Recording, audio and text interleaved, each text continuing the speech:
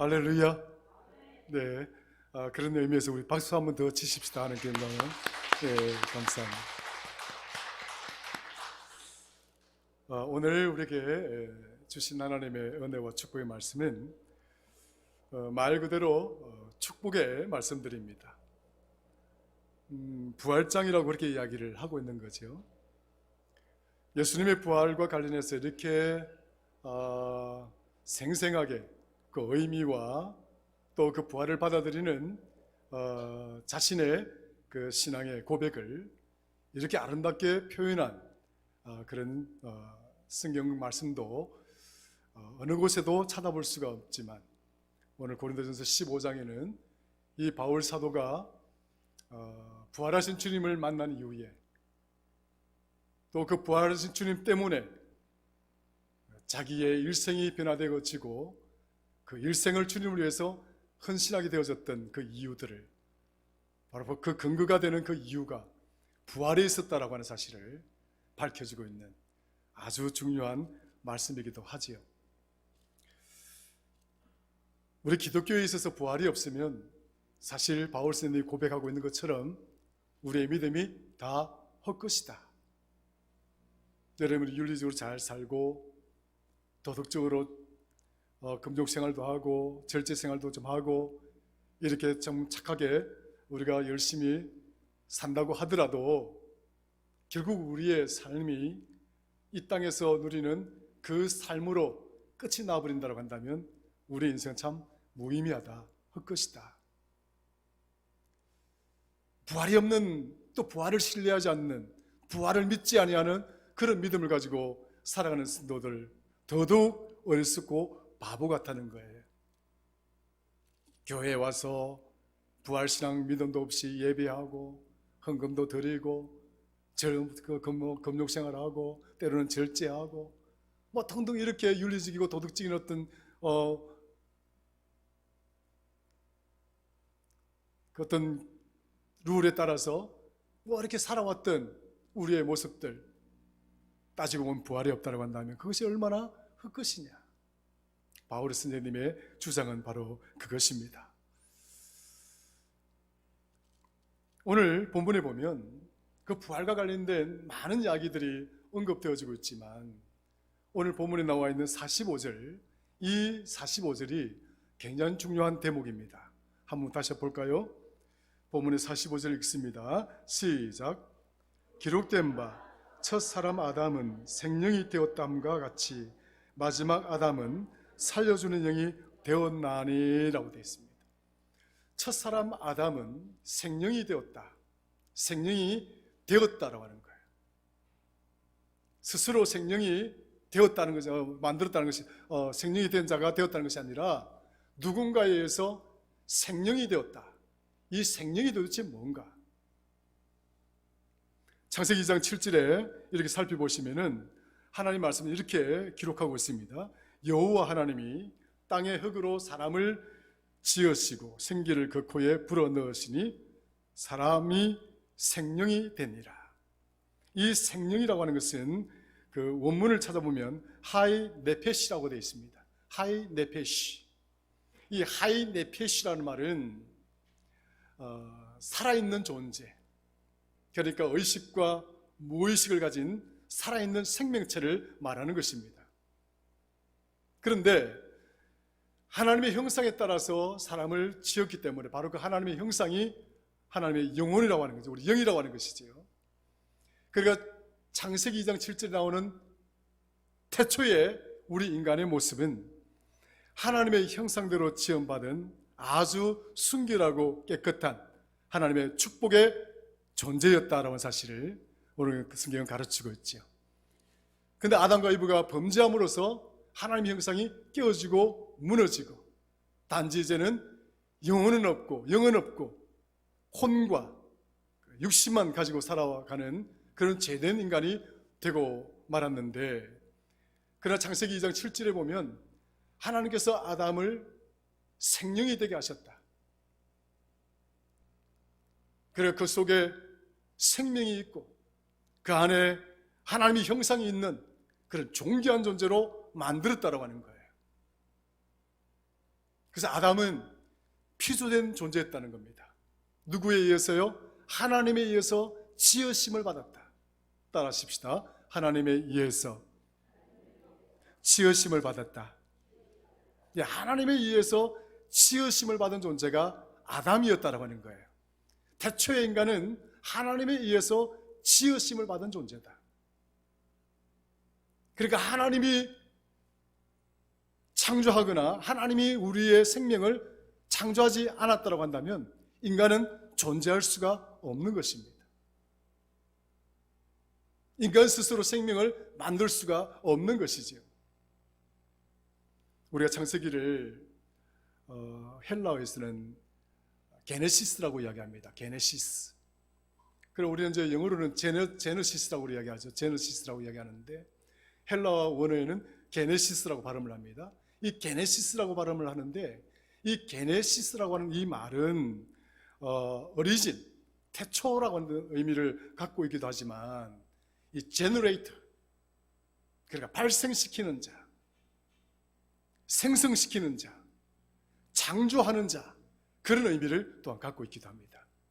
그러니까 우리 창세기라고 하는 것은 그저 태초에라고 하는 이 베레시트라고 하는 히브리어 그 단어만 의미만 갖고 있는 것이 아니라 헬라가 말하고 표현하고 있는 이 게네시스, 생성시키고 발생시키고 원동력이 되는 그 힘의 원천이 되게끔 하는 바로 그것이 이 창세기 게네시스라는 이 말에 들어가 있는 거예요. 하나님께서 이 천지를 창조하실 때 하나님은 생성자요, 하나님은 원동력을 제공하시는 자예요. 하나님은 우리에게 생명을 풍성하게 제공하시는 자이고, 그러나 우리 인간들은 하나님의 은혜가 없다고 한다면 그 생명을 누릴 수가 없는 것입니다. 인간의 죄를 범함으로써 급기야 하나님의 형상이 깨어지고 이제 인간은 죽으면 흙에서 왔으니 흙으로 돌아갈 수밖에 없는 그런 가련하고 그런 불쌍한 존재가 되고 말았습니다. 바울은 그것을 너무 잘 알고 있었죠.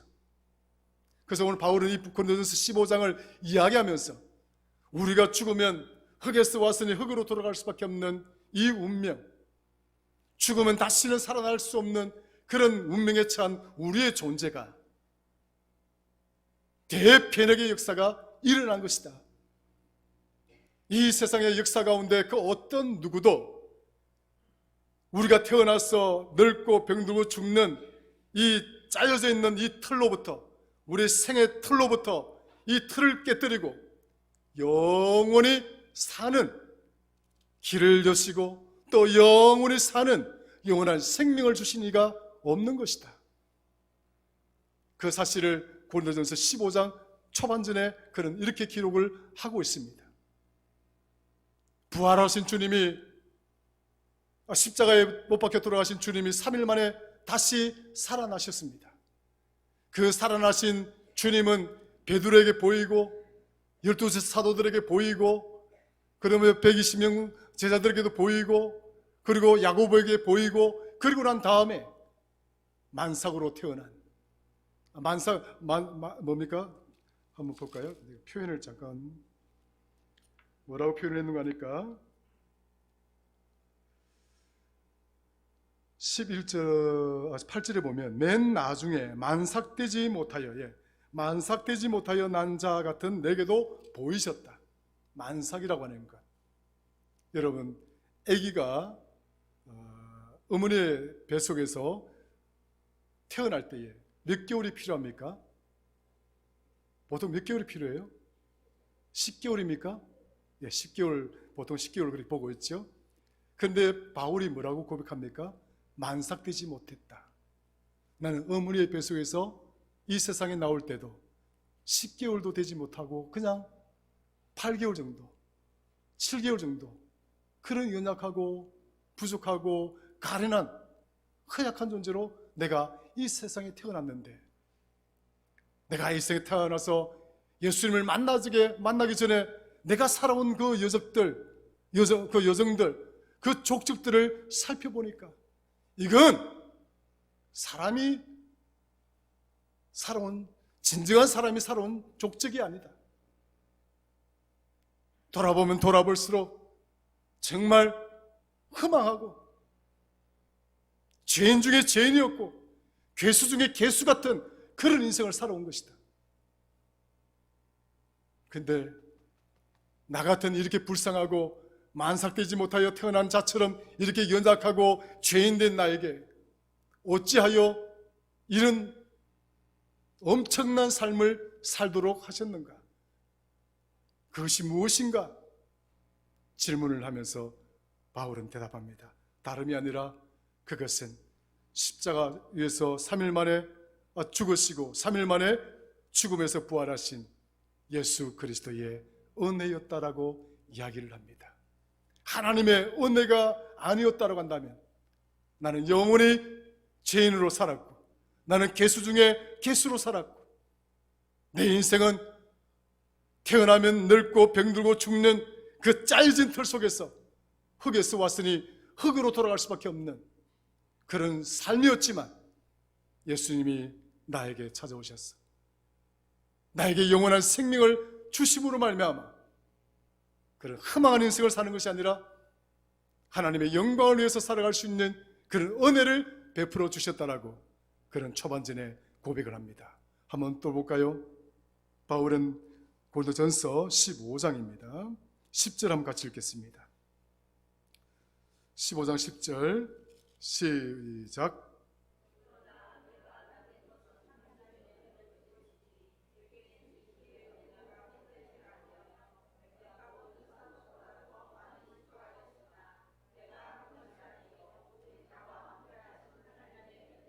아멘.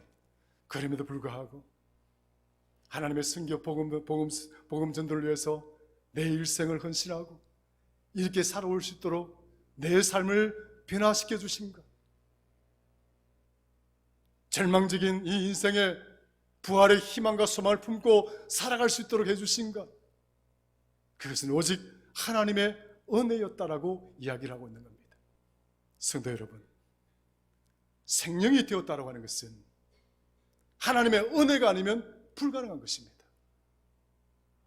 저와 여러분들이 진정으로 하나님의 형상을 가지고 살아갈 수 있는 그 생명의 영적인 존재가 되어졌다라고 하는 이 의미는 전적으로 하나님의 은혜였다라는 사실을 오늘 성경은 45절에서 다시 한번 밝혀주고 있습니다.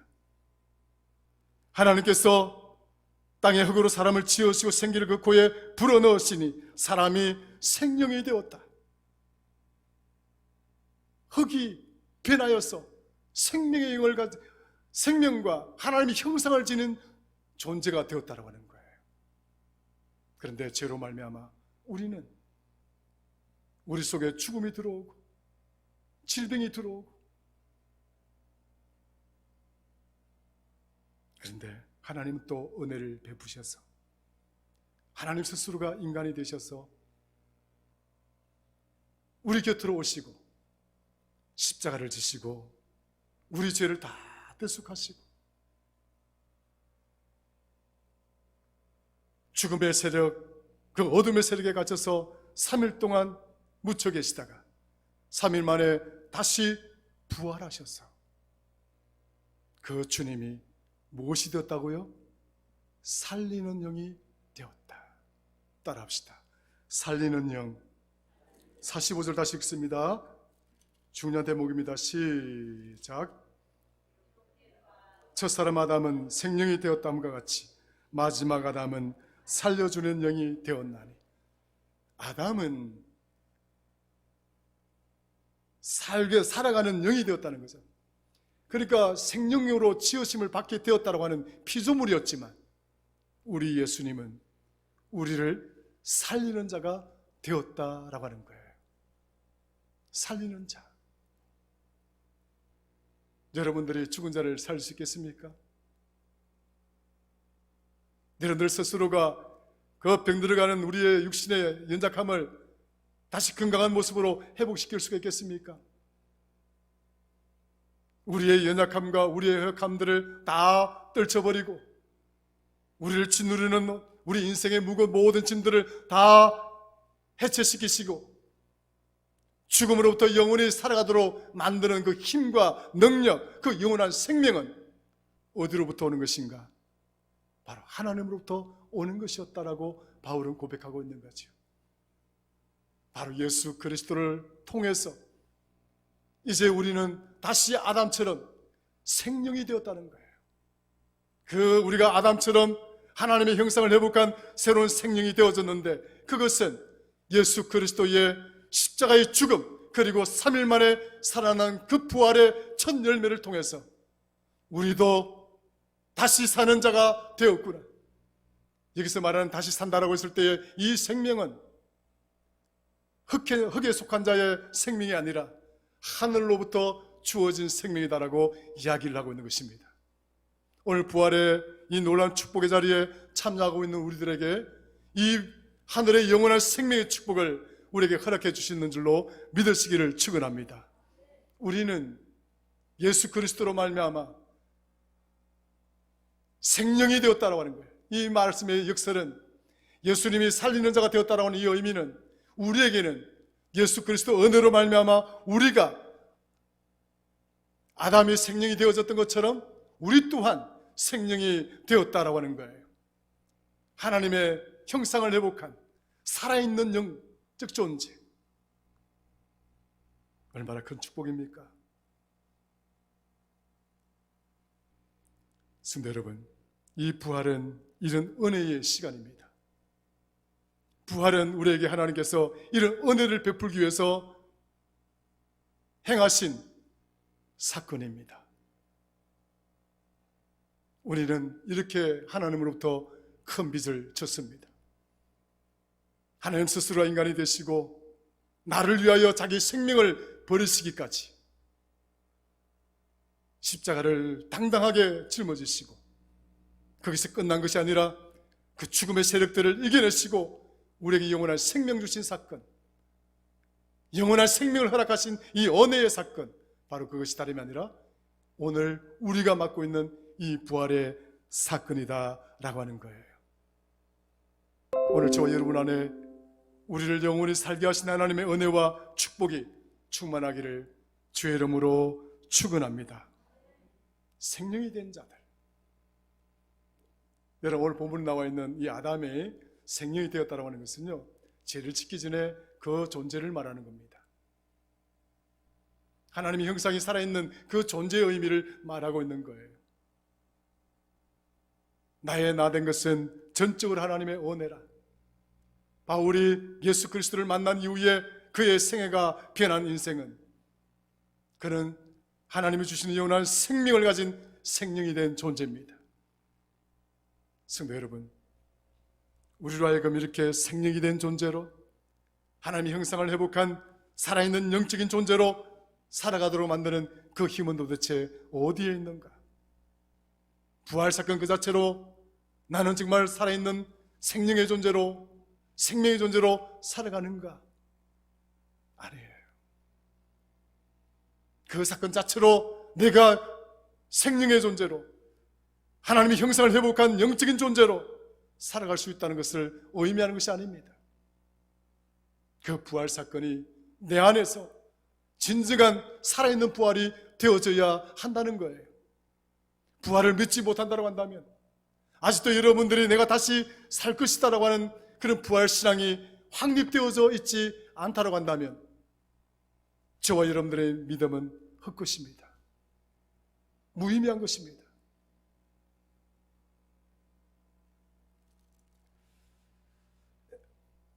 에스겔서 37장에 보면요, 마른 뼈들의 기적이 나옵니다.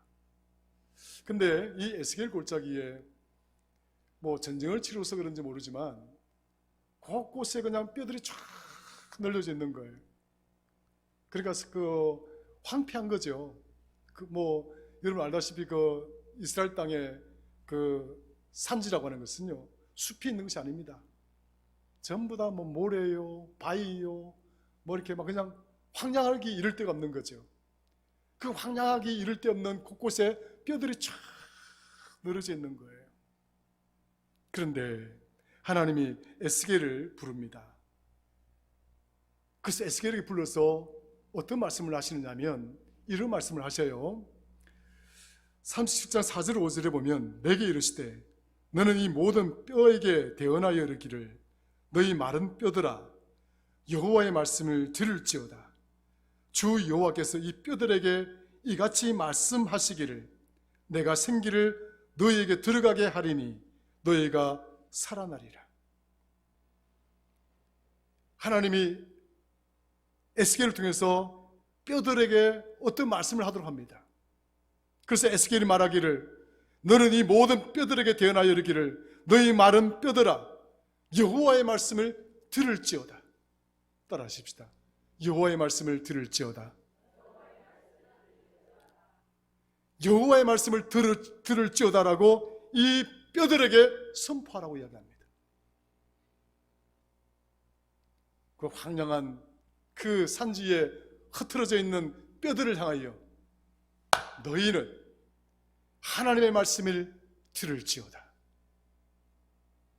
에스겔이 저 뼈들을 향하여 말합니다. 뼈들에게 같이 말씀하시기를 내가 생기를 너희에게 들어가게 하리니 너희가 살아나리라. 하나님의 말씀입니다. 죽은 자에게 생기가 들어가라 라고 내가 대언하여 말씀하니까 황량한 그 산지에 흩어져 있던 뼈들이 다 살아났다. 하나님의 말씀이란 이렇게 능력이 있는 겁니다.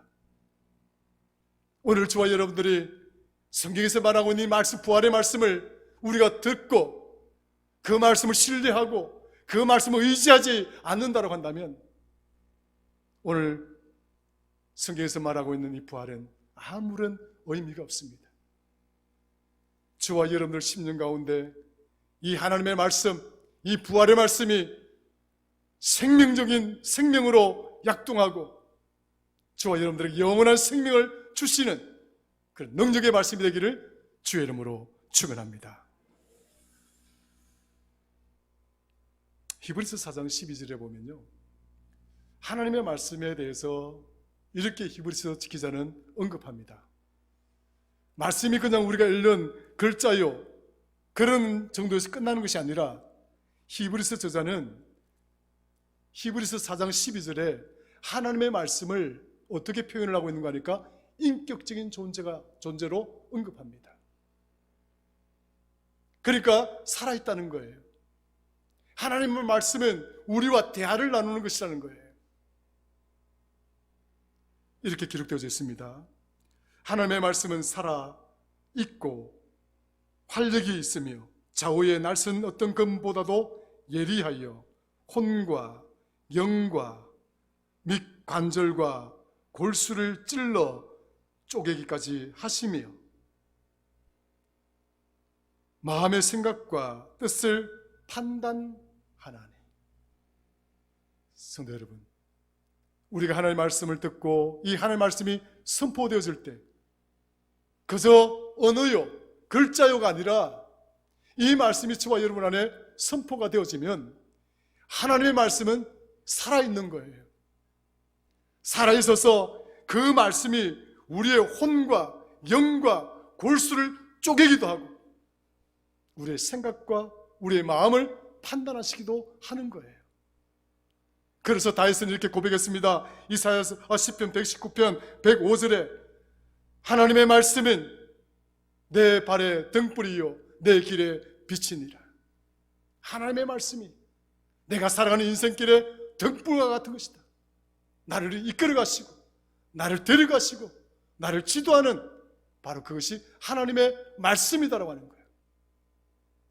성도 여러분, 오늘 하나님은 우리에게 귀한 말씀을 선포하고 있습니다.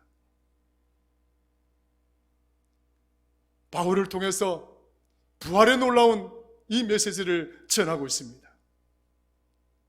이 부활의 말씀이 저와 여러분들 가운데 마음속 깊숙이 새겨져서 영원히 지워지지 않는 하나님의 축복이 되고 나를 영원히 살게 만드는 그런 축복이 되는 그런 귀한 말씀이 되기를 주의 이름으로 축원합니다.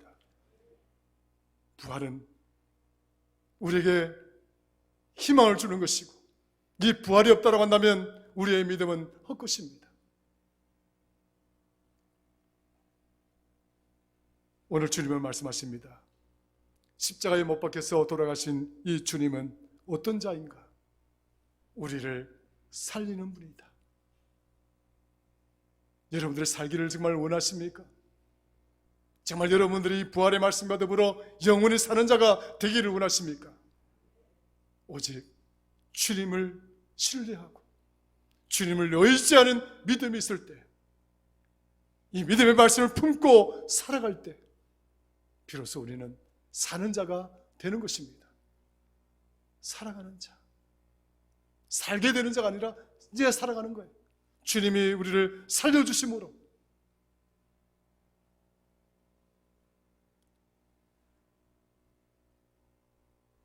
성도 여러분, 그러므로 우리는 이 부활에 참여할 때 나에게 영원한 생명 주신 하나님께 영광을 돌리고, 그리고 이 부활의 말씀을 주신 이 말씀을 가슴 속에 품고,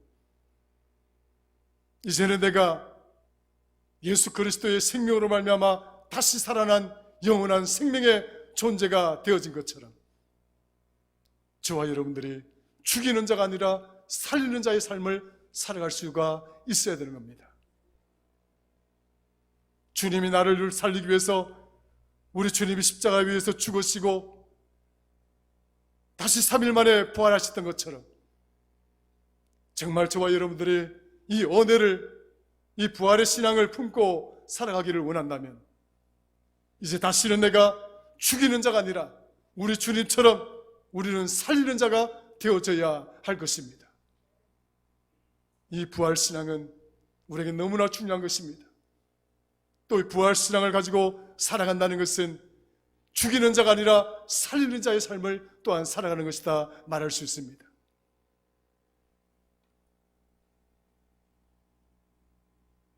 나의 저주스러운 언어와 나의 부정적인 언어와 미워하는 마음과 질투하는 마음과 시기하는 마음과 원망하는 마음과 불평하는 말들, 이런 모든 것들은 우리를 죽이는 것들입니다.